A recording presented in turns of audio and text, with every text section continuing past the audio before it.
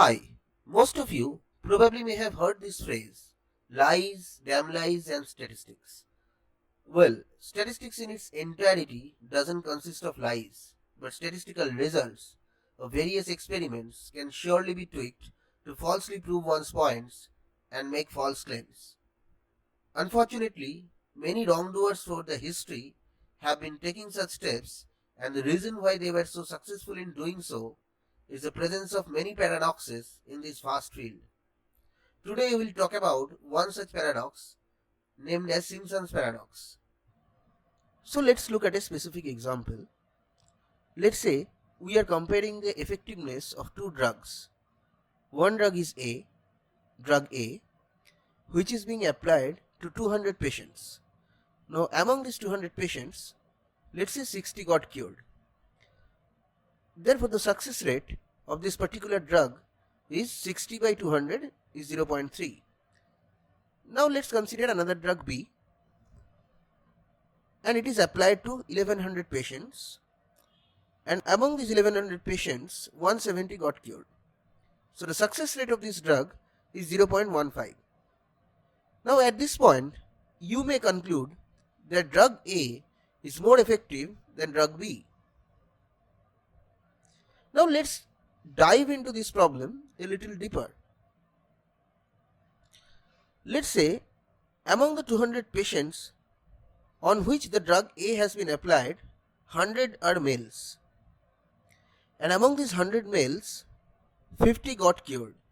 So the success rate of drug A on the male population is 50, and among these remaining 100 women 10 got cured. So the success rate on female population is 0.1.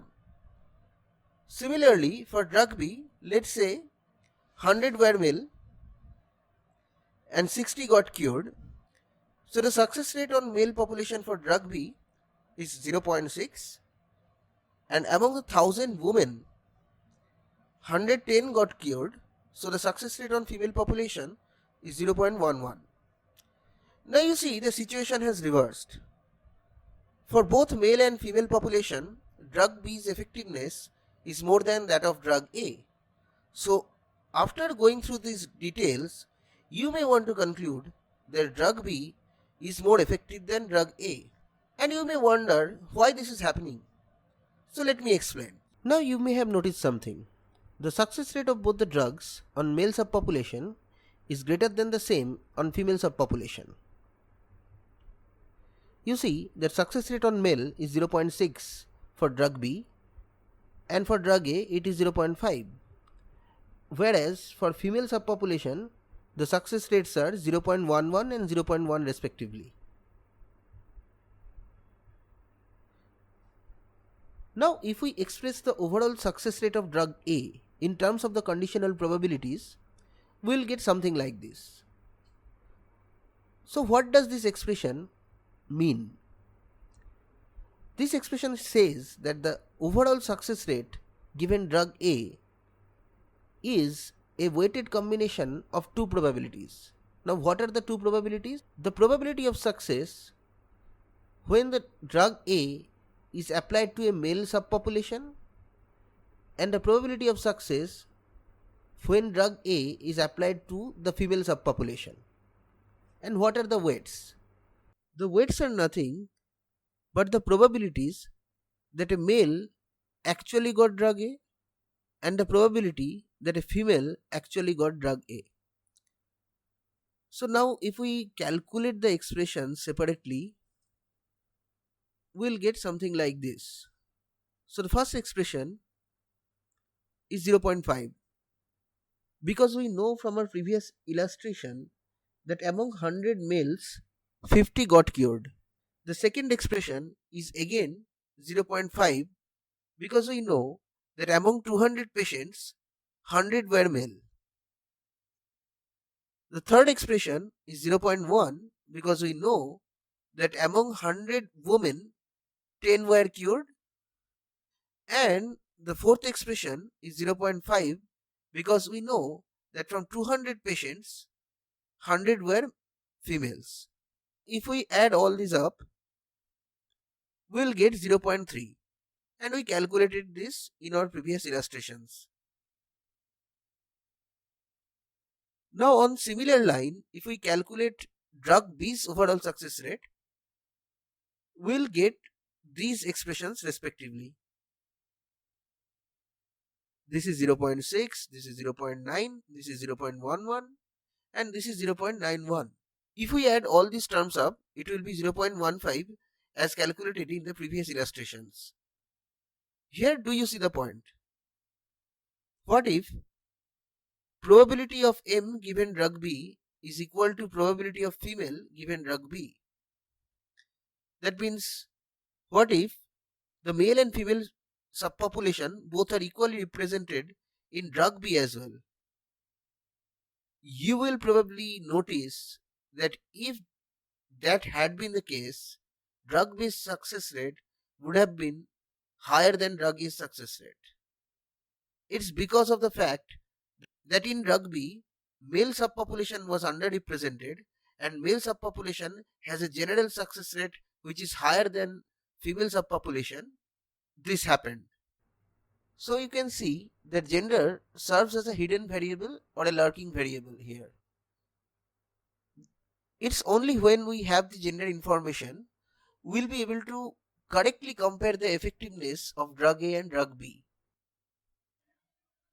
In the literature, there are different variants of Simpson's paradox. The one particular type that we talked about through our illustrations is association reversal, where the association between two variables of interest reverses in the subpopulation. There is another type of paradox named as Yule's association paradox, where it says that association doesn't exist in the subpopulation but exists in the overall population. Now the most generalized form of Simpson's paradox is amalgamation paradox, where it says that the association level between two variables of interest either increases or decreases in the subpopulation from the overall population. Now let's look at a funny and interesting example of Yule's association paradox.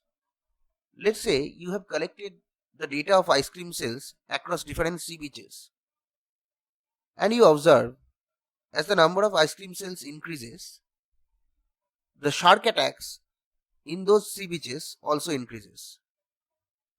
It's weird, right? But it's true. But there is a hidden variable associated with it. Now what's the hidden variable? It's temperature. As the temperature becomes hot from cold, what happens is there are more number of people in the beach, and that's why the ice cream sale increases and shark attack also increases.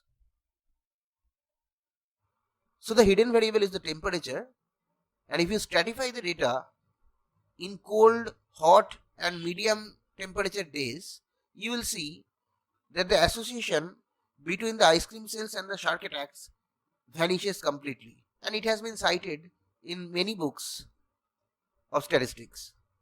Now let's take another example of association reversal. This is a scatter plot of cups of coffee intake on test day versus the IQ test score. You see that the graph is stratified, and across each group of IQ, coffee intake has a slight negative impact on the IQ score. But on an overall scale, the more cups of coffee you take, you tend to have better results in the IQ score. Why is it so? Because it has been observed that in each group, as you take more cups of coffee, you become less focused, and that's why you perform poorly in your IQ test score.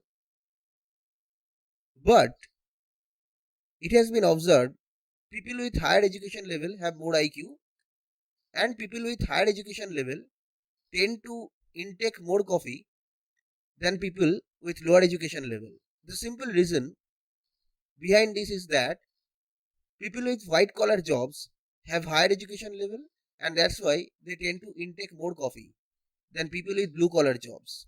So if you build an unconditional regression model of cups of coffee on test day versus the IQ score, it will mislead you to think that cups of coffee intake will make you more intelligent. Keeping the funny examples aside, let's look at how this paradox can be used to mislead millions of people in more serious issues. Let's look at this plot. This is the death rates plot of the vaccinated and the unvaccinated people of age group 10 to 59 of the UK. You can see that the vaccinated people have higher death rate than the unvaccinated people of the same age group. And naturally, this was circulated by the anti-vaxxers to prove their own point that vaccination is not only useless but also more harmful. And this is not a fake plot. You may wonder why this is happening. Now let's look at this plot. This is a death rates plot of males of the UK, and the x-axis represents the age. After observing these two plots, can you see why this is happening? Well, death rates at the age 59 is 70 times at the age of 10.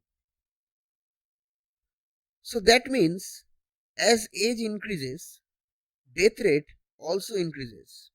And it's quite natural, right?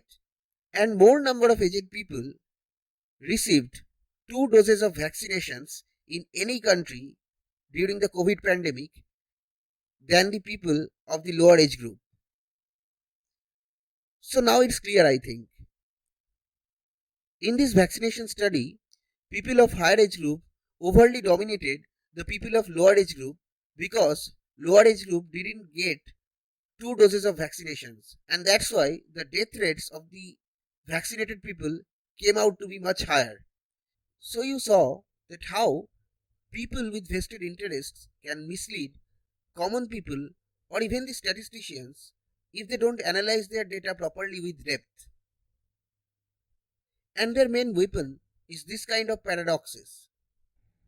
And not only that, in many data science or data analysis projects, you may find such paradoxes to exist in your dataset. Have you ever faced this kind of paradox while analyzing your dataset? Please let me know in the comment box. That's all for today. Bye.